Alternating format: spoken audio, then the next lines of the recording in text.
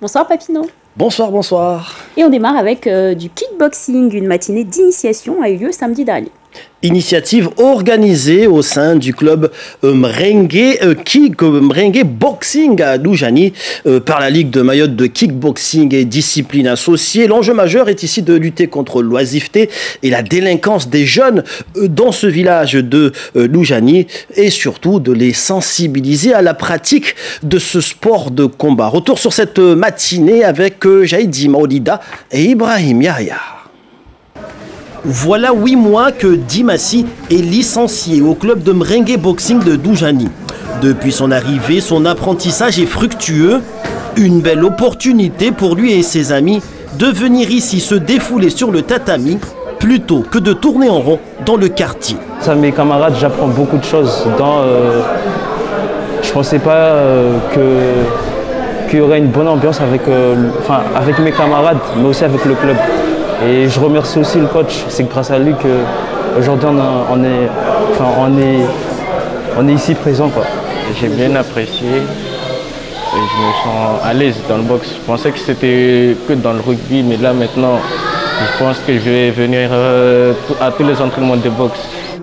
Des entraînements et des inscriptions au club qui font des émules dans tout le village de Doujani. Réputé zone sensible, il regorge néanmoins de jeunes talents athlétiques et performants. Ah oui, de plus en plus, qu'on a ouvert l'année dernière, on était en demi-saison et cette année on est en saison pleine. Et de plus en plus, il y a des jeunes qui viennent pratiquer, du petit au plus grand, filles, garçons. Il y a vraiment de l'engouement depuis l'ouverture du club. Aujourd'hui, on est vraiment venu donner un coup de main et soutenir le club en faisant une initiation dans le quartier. On sait que Doujani, c'est un grand village avec densément de population, avec beaucoup de jeunes.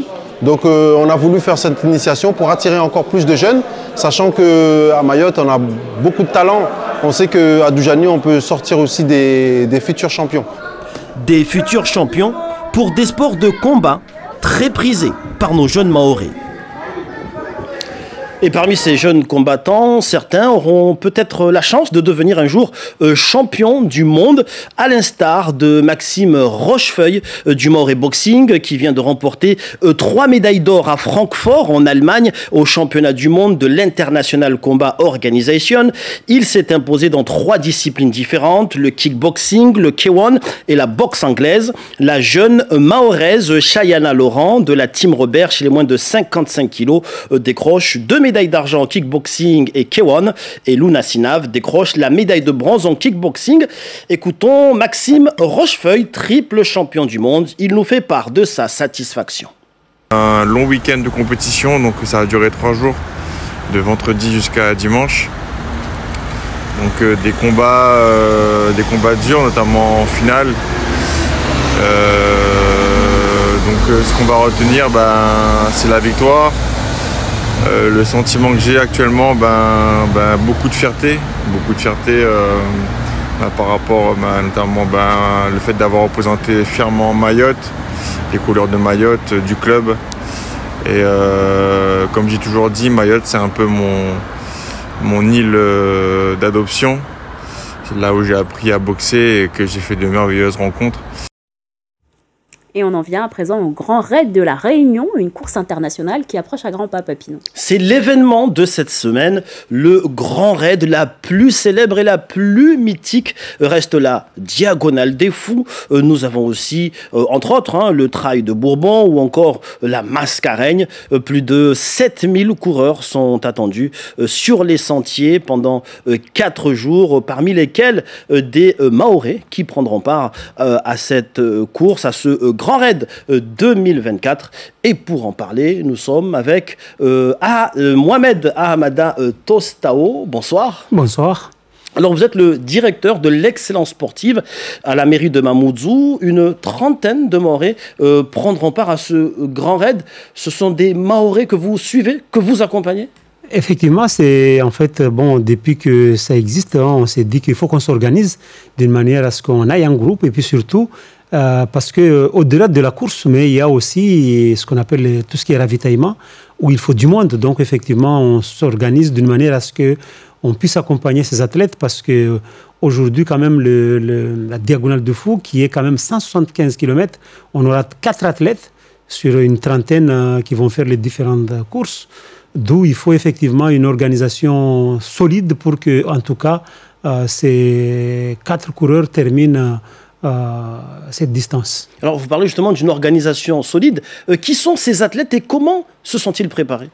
Ces athlètes sont des athlètes qui se préparent presque tous les jours, hein, pendant toute l'année, et puis se jaugent aussi dans des compétitions qui existent, en tout cas à Mayotte. Il y en a un qui est Vincent Francis, qui, lui, il est carrément dans le top 10 du Bourbon, quoi, dans les 10 premiers des coureurs Bourbon. Donc, il a la chance aussi d'aller encore plus loin. Mais ce sont des fous, comme on dit, des fous de la course. Ils courent à tout moment et partout. Donc, effectivement, il faut aussi les encourager et les aider parce qu'au-delà de ce ravitaillement officiel, mais il faut derrière aussi d'autres hommes pour essayer de les motiver parce que ça part du jeudi. L'arrivée pour les derniers doit être le dimanche, quoi. Il faut dormir, il faut récupérer, il faut continuer, il faut courir. Donc, c'est vraiment un grand challenge. Alors, tout dernier point, qu'est-ce qu'une compétition aussi folle que le Grand Raid peut apporter à nos athlètes, voire au sport mahorais en général? Non, moi, je pense déjà c'est le dépassement en soi. Parce que, effectivement, quelqu'un qui va courir 175 km, ça montre que les gens sont capables, en fait, tout humain est capable, il suffit juste de se préparer aussi dans de meilleures conditions. Donc, c'est un espoir pour tout le monde que le sport, tout homme peut le faire avec ses moyens. Mohamed Ahmada Tostao, merci d'avoir accepté de répondre à nos questions. Merci. Et on en vient maintenant au football. On poursuit cette page sport avec ce Mahorais, un autre Mahorais qui vient de signer un contrat professionnel. Il s'agit d'Arshavin Siradji qui devient le premier joueur sorti de la section d'excellence sportive de Cavani à signer dans un club professionnel. Originaire de Bouéni, dans le sud, ce jeune de 15 ans a signé dans le club de l'Armavant Guingamp, club de Ligue 2. Écoutons à ce sujet la réaction de Guillaume Broust, le directeur technique régional de la Ligue mahoraise de football, se confie à Jaïdi Maudida. J'ai contacté le recruteur de Guingamp, que je connais personnellement, qui a accepté de le prendre à l'essai. Et après 3 semaines de mise à l'épreuve au sein de l'équipe des U15 de Guingamp, il a été retenu et ils ont décidé de le garder. Alors c'est pas une surprise parce que c'est un joueur qui a fait 1 an de SES avec nous et qui a beaucoup travaillé, qui est un garçon très sérieux, très engagé et en qui on croyait déjà, donc on est content qu'il ait pu si rapidement signer en club pro. C'est une fierté pour nous, oui, mais d'abord rendre hommage au club, notamment le club du Dakar, qu'il a accueilli, qu'il a fait travailler depuis tout petit. Une fierté aussi sans doute parce qu'il était pensionnaire de la SES et elle est à sa 2e année d'existence, cette SES. Donc c'est quand même une réussite pour nous, on est content que rapidement on ait des résultats et que des joueurs puissent sortir et aller en club professionnel. Football toujours, et on revient sur la victoire des Diables Noirs de Combani lors de la Coupe de France régionale où ils se sont imposés face au Feu du Centre de Moroali. Et au terme d'une rencontre riche et explosive, avec beaucoup de buts, 5 buts, les Diables Noirs de Combani ont étrié Feu du Centre de Moroali, 4-1. Après 2017 et 2022, les Combaniens renouent avec une victoire en Coupe de France. Retour sur cette finale avec Jaïdi Maudida. Une de plus pour les Diables Noirs de Combani. Les Blacos remportent leur 3e Coupe de France régionale en battant le voisin de Moroali sur un score sans appel de 4-1. On a essayé de monter la barre très haut parce qu'on savait qu'une équipe qui arrive en finale, les gens ils disent R4, mais on savait qu'ils avaient le niveau de DHT à R1. Donc on a pris les choses au sérieux et j'ai vu que les joueurs n'ont pas relâché jusqu'au bout. Ça arrive d'avoir un petit moment de relâchement, mais on est parti chercher la victoire. Mais avant ça, il y avait un match à jouer et dès les premières minutes, Feu du Centre montre ses intentions en privilégiant les passes rapides au sol. Un élan coupé au bout de 10 minutes, Antoissi se retrouve seul dans la surface et crucifie Sandy pour le 1-0.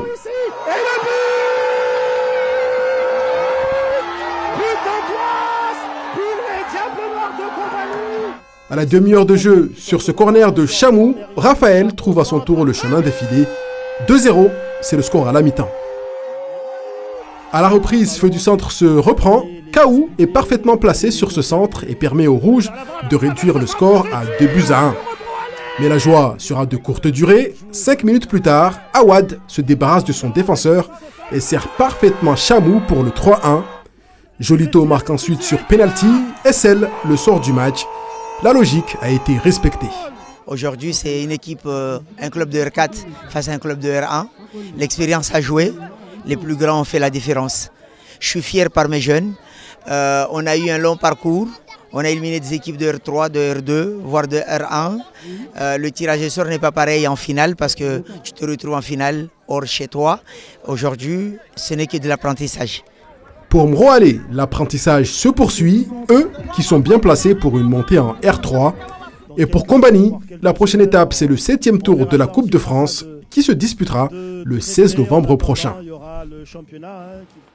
Un 7e tour qui se disputera dans l'Hexagone du basket masculin pour terminer avec les quarts de finale de la Coupe de France régionale. Et la sensation ce week-end, elle est venue du plateau du Baobab hier après-midi. Le triple détenteur du trophée, le BCM, s'est fait éliminer de la compétition sur son terrain par la suédigeante équipe de l'Étoile Bleue de Kaweni, renforcée à l'intersaison. Une victoire éclatante des Kaweniens, 95-68, fin de série donc pour le basket club de Mtsapéré qui n'avait plus perdu le moindre match en Coupe de France depuis 2020.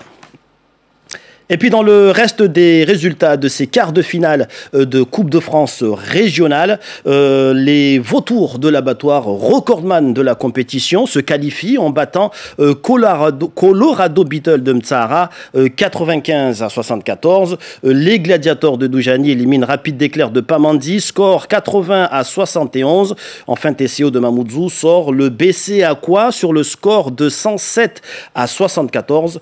En demi-finale, Étoile Bleue affrontera TCO et Vautour jouera contre Gladiator. Rencontre prévue les 26 et 27 octobre prochains au gymnase Jean-François Horry à Mamoudzou, Mgombani. Anna.